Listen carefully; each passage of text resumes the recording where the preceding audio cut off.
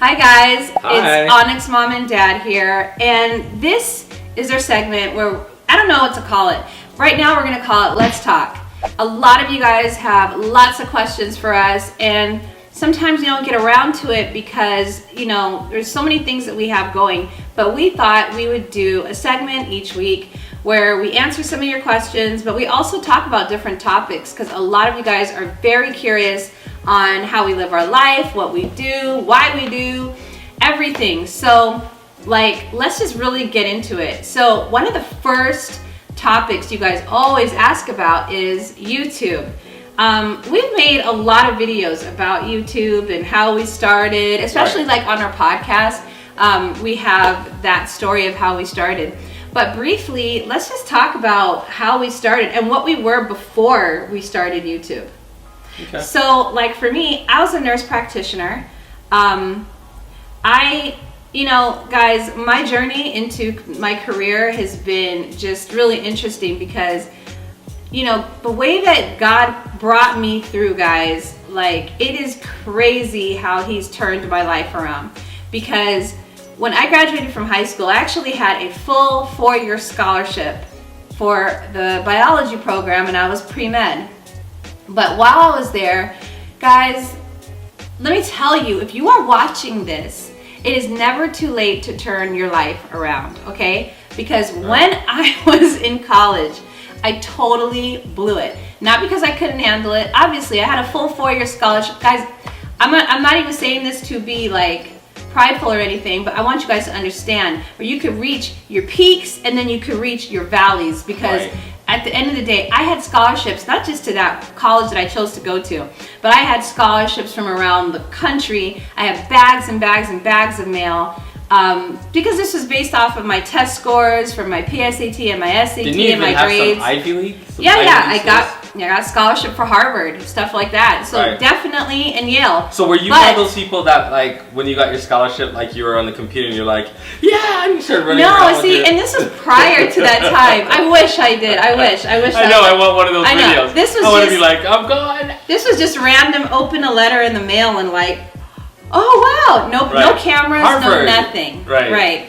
But I will say this, guys, I was a very undisciplined student. In fact, I was so shocked that I got all these scholarships because in high school, I was never that pressed. I was never that stressed. I was just doing my work, and I wasn't like how people are now where it's like, oh my goodness, if I don't get a 4.8, But so my scholarships really came from my test scores. I had good grades, don't get me wrong, but I wasn't like all stressed about it. So when I got the scholarships, I was like, oh wow, this is great.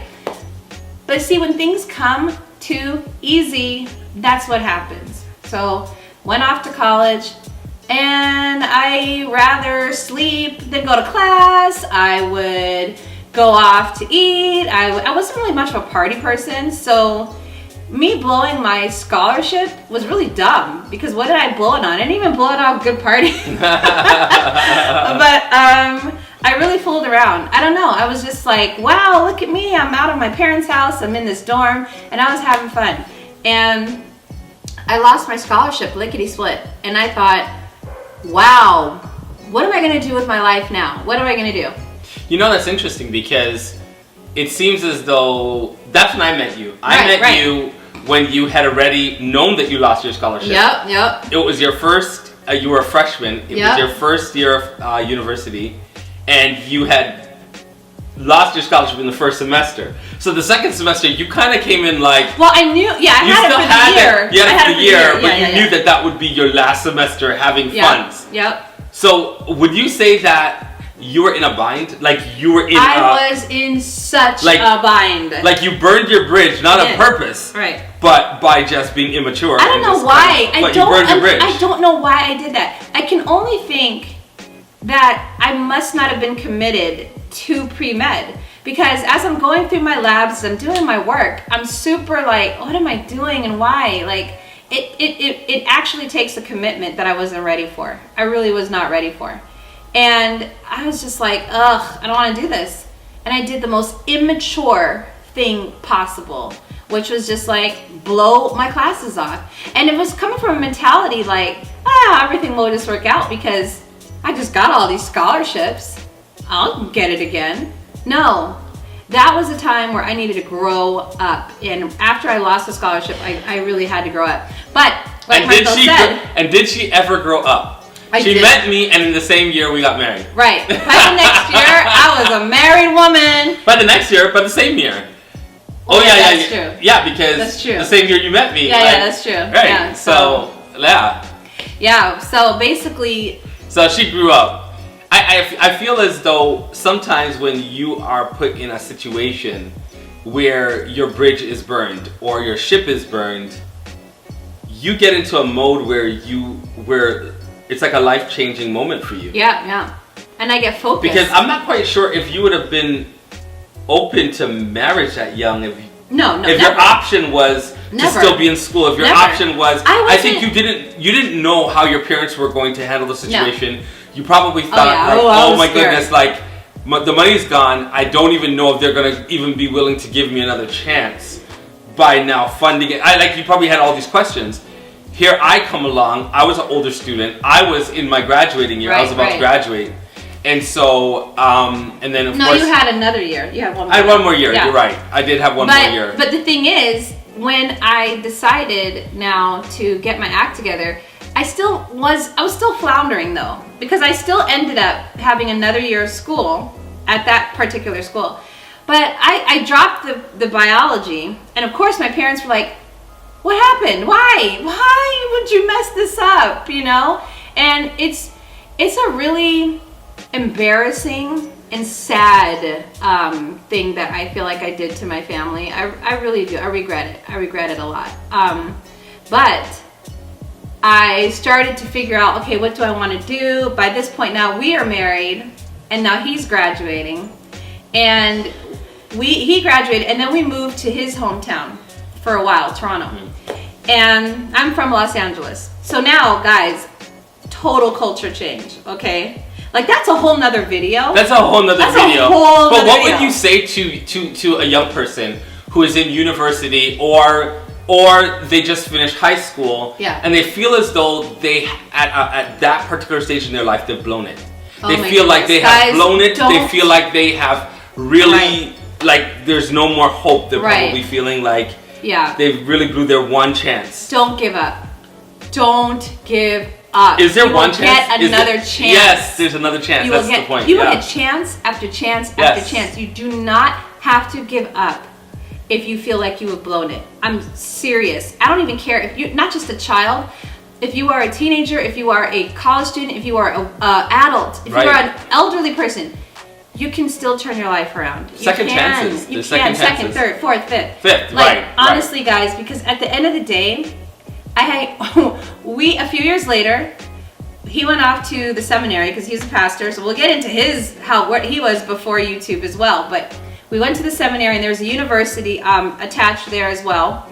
And I had a second chance to now kind of restart my whole college experience. But this time, by that time, I had 2 kids. So I was married and 2 kids. And you had one on the way, I had Shasha. no clue I was pregnant with Shasha when I first started.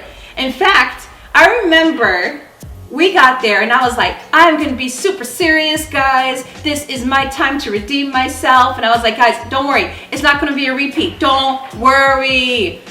And I was like, I'm not having any more kids until everything is done. I literally probably that week found out I was pregnant. I was already like, 6 weeks pregnant or something. But that didn't stop me, guys. It did not stop me. That year and every year after, straight A's. And you did very well. And guys, it was, maybe a B here or there, I don't know. Chemistry. Yeah, but you were on like chemistry. the honor roll or the dean's list or whatever. Right. I was always on the dean's list, always, guys. And the thing is, I had Shasha. So school started in August, and I had the whole year I was in school. I took my finals in May, took 1 day off, and then had Shasha the next day.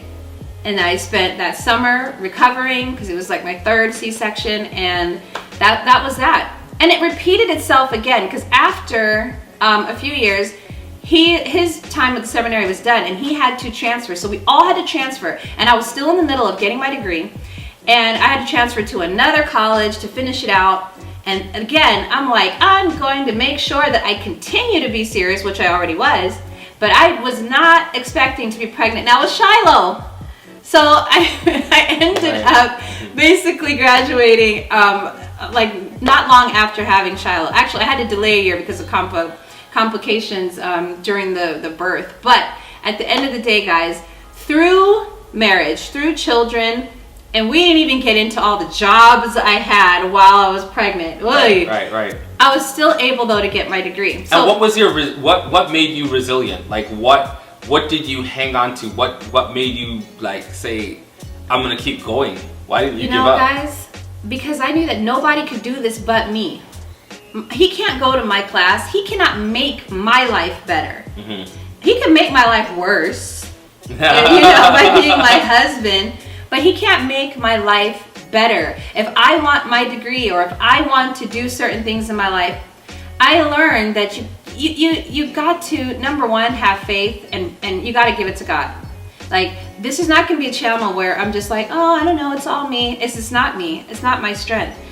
I prayed and I had faith and I felt like I wasn't alone and that God was going to guide me into what I needed to do. And so I just held on to that and then did my best because I'm the only one that can do my best.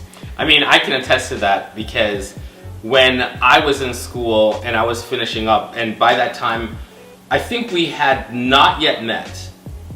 Either we had not yet met or it was the summer before we had met, or the summer after we had met. Mm-hmm. But I was in a particular course that was very difficult. It was a language course. It was Greek. And I was just like, I can't. The first semester, I understood it well. In fact, I was at the top of my class in my first semester. I went I was a professor called Melanson. He actually just passed away, and he was like really nice guy, amazing teacher. He took his time with us, and sometimes he didn't stick to the subject matter, but he always was mentoring us. And I remember I was at the top of my class and he was proud of me and, all this kind of stuff. And then I went away to a summer camp and I worked during the summer and I did not study any Greek. And so when I came back, I was lost.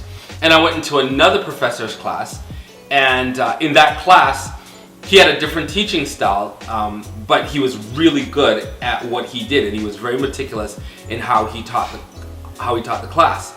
And but I wasn't doing that well, and I could already tell that I wasn't doing well. And so do you know what I did?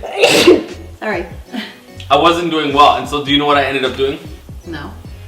Well, out of pride, because I was not at the top of the class anymore, and I was like really floundering, I decided that I wasn't gonna go. Right, I was just gonna give up. Going. Right, I just stopped, and I was just sitting in my dorm room, kind of like I'd go to all my other classes. I still have nightmares about that. Really? Well, I still have dreams about like me not going to a class and knowing that it's going to affect my graduation, knowing that it will affect my life because then if I don't graduate on time, then I won't. Like I still have like dreams about let it go. No, but that's the thing. It was that serious. Like right. I was purposely letting go of my life because of pride, because I realized that I had messed up. I couldn't be at the top, or I couldn't do as good as I did the year before. And so I just gave up. And I'm sitting in my room, my dorm room, for the whole semester. I went to all my other classes, but I did not go to that class. And then a voice came to me, and that's why I wanted to share this with you, because I was just like, wow, like when you talk about God really truly being there. Well, you shared it with me already. You guys share it with them. Right, but the voice said to me, go to your examination. And now this is the final examination. I have not gone to any of the class from the beginning of the semester, but the voice said, go to your examination. And so I followed that voice. And I know, when a voice speaks to you, it's sort of like, am I speaking to myself? Right, right. Who is this? Is this God? Or is this what people say is speaking to God? But I just followed that voice. I followed the inclination to say, go to my examination. I went there and I looked at the sheet and I could not understand anything. I mean, I wrote down maybe one or two things out of the entire sheet, but I just really could not understand anything. And so I was going to fold up my examination and I was going to bring it back home. And And what I was going to do is I was going to study that examination and all the concepts so that I came back the next year and I would be able to do well. And what ended up happening was the voice said to me, don't do that. Hand your examination in. I'm like, hand it in?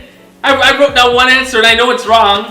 And I'm not gonna put my dad's name on this. You know, I'm not gonna put my last name and shame my parents. So no, I'm not. I'm gonna fold it up. And it said, no, put it in.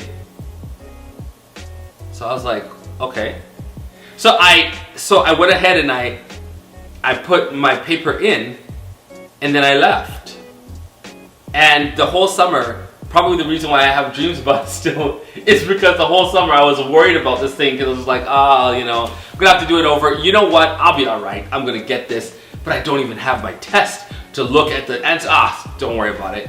And I was working at a burger joint, so I'm flipping burgers, and on campus, on the university campus. And then a colleague that was in that class, in that course, came to the snack shop. That's what they called it, the snack shop. Right. And they said to me, everybody passed.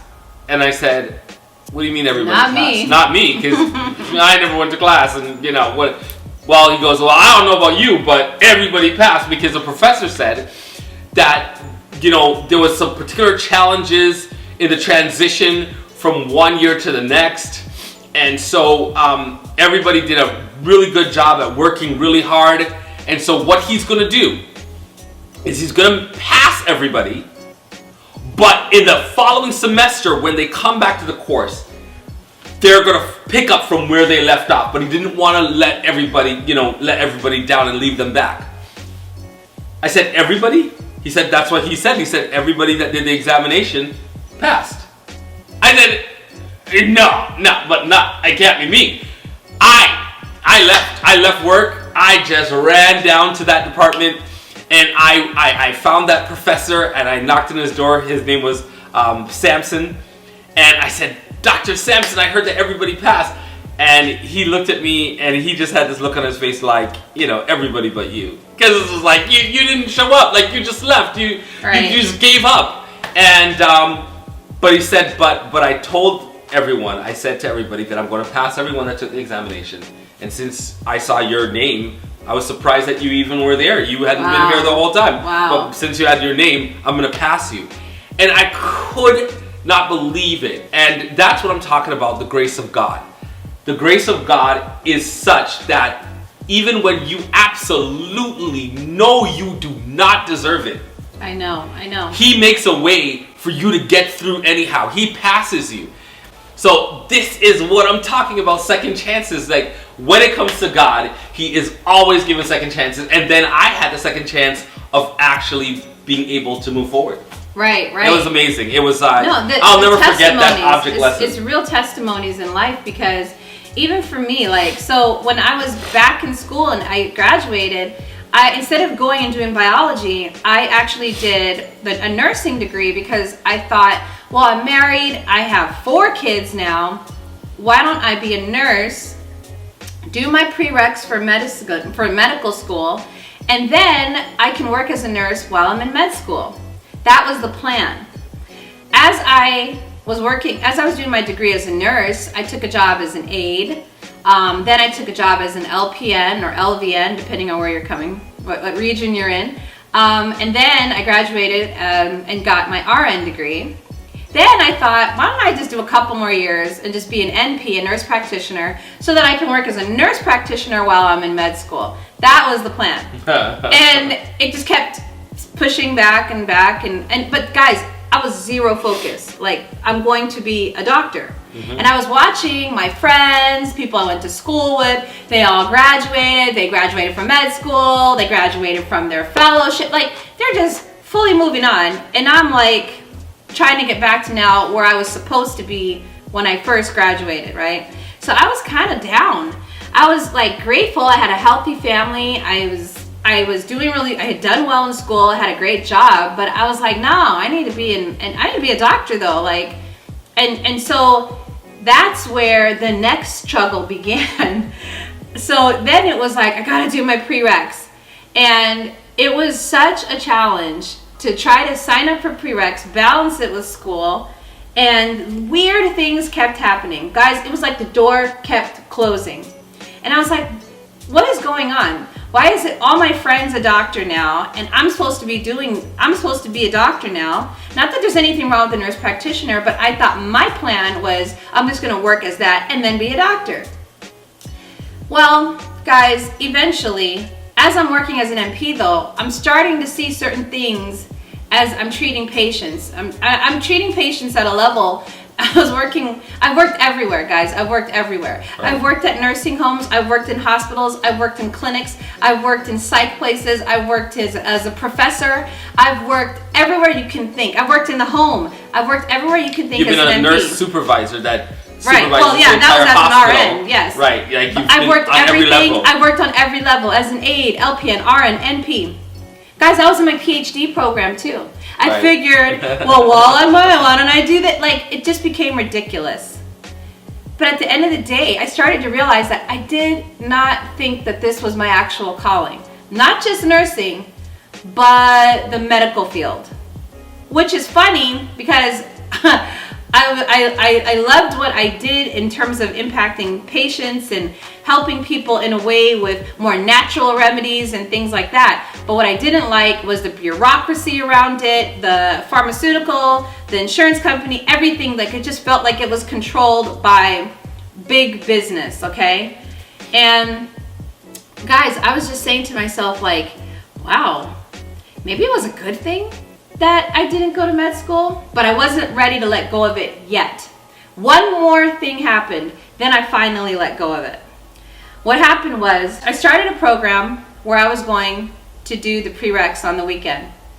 I had put in my the deposit, everything was going well. Kind of felt a little weird. Something about this, yeah. Something about it was just probably like, I was just thinking, I don't know if I should do this because it was gonna require a 4-hour drive every weekend. And that, with our schedule at the time, did not work. He was working full-time. As a minister. As a minister. So on the weekend, like you know 2 that hours away from our house, and I was going to go 4 hours away in the other direction. It was on the weekend. I'm supposed to be at church, you know, supportive, really. But I thought, okay, it'll be temporary. But something about it didn't sit well in my spirit. I just knew something was wrong. Then what happened was I get this call one day. No, what happened was during the week, Marthel's ankle started hurting. And he had been saying, you know, he feels weird. It just feels weird. And finally, when he couldn't even put pressure on his leg anymore, I said, you need to go to the hospital. So I was working, and I get a call, and he's telling me, I have, do you want to say what you have? Yeah. I have a blood clot, and it's pretty large. It's from my ankle all the way to my hip. And I was like, what? Because as a medical professional, I know what that means. Yeah, I know what that means. That's not a good situation. No. So I would not be able to travel with her. Well, it wasn't a good situation health-wise, but then with school-wise, definitely that was out now because I was like, who even knows how this is all going to end up? I get to the hospital. He not only has a blood clot from his ankle to his hip, his lungs are like jelly. Yeah. So I have blood clots right through my entire lungs. So he doesn't know this. The doctors and the nurses are telling me to get his affairs in order. And that they're basically calling me, they're telling me I'm so sorry, and they're saying he has a clot in the widowmaker and all this stuff. So I was just like, I mean, school wasn't even on my mind. Now it was just obviously his health. And I started to have to make certain decisions because it's the weekend.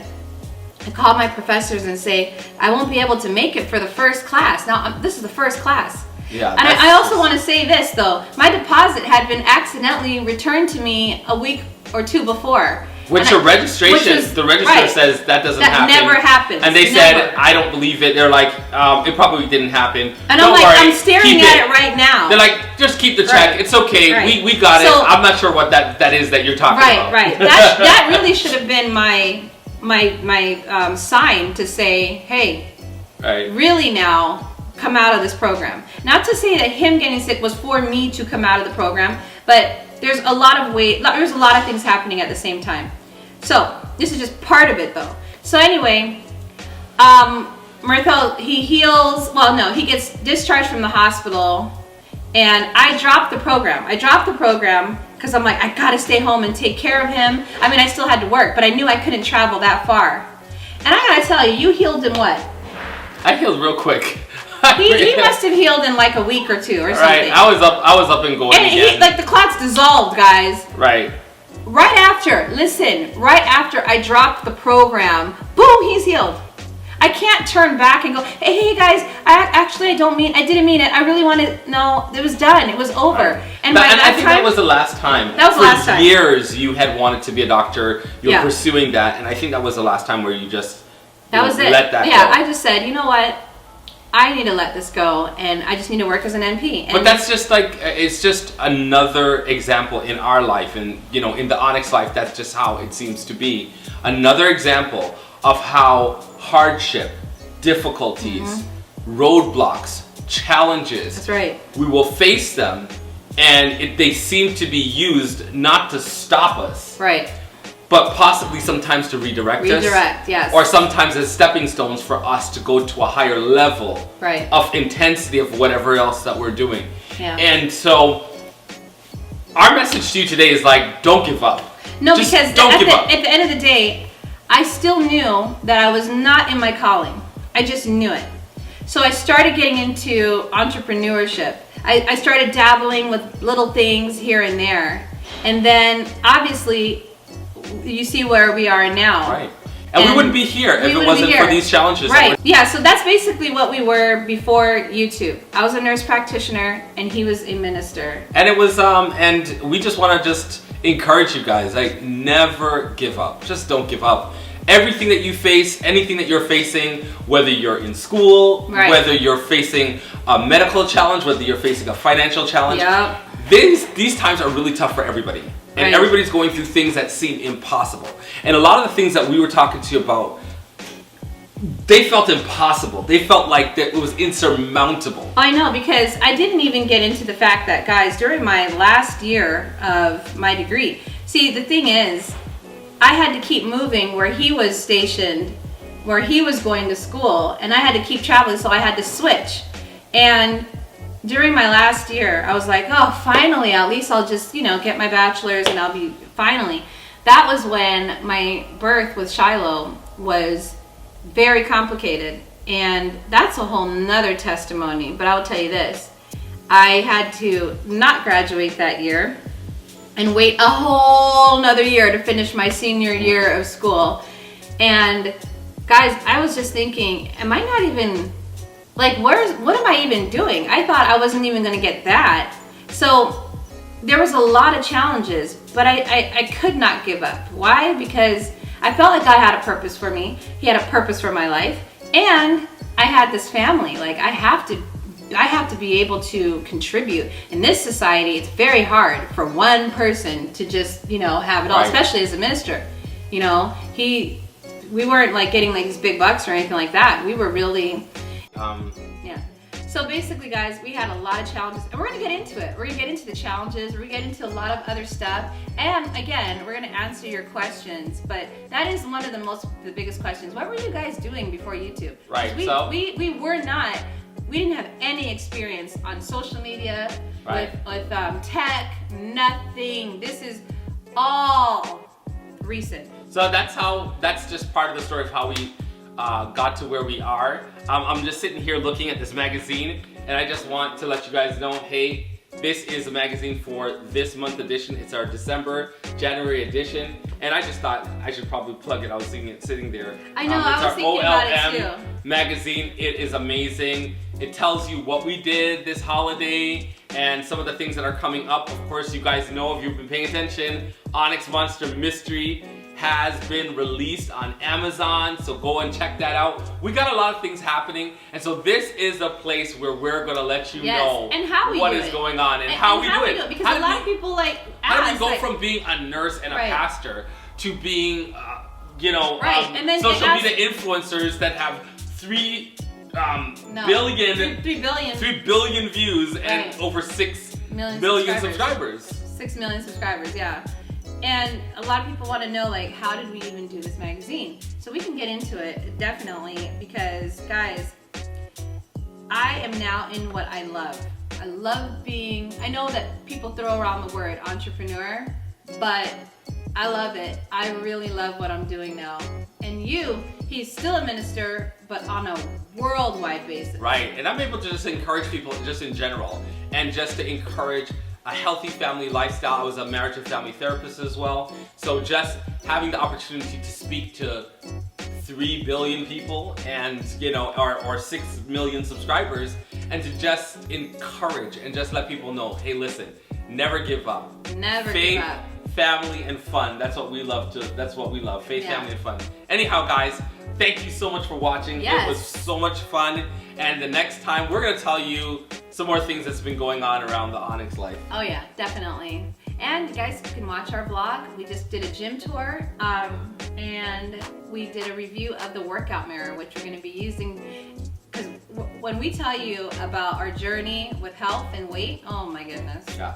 So that's what we're going to be on. Thing. Every time we're going to let you know a little update about how we're doing with that. Yes. Anyhow, it was great talking to you guys, and we could keep talking, but we have to close at some point.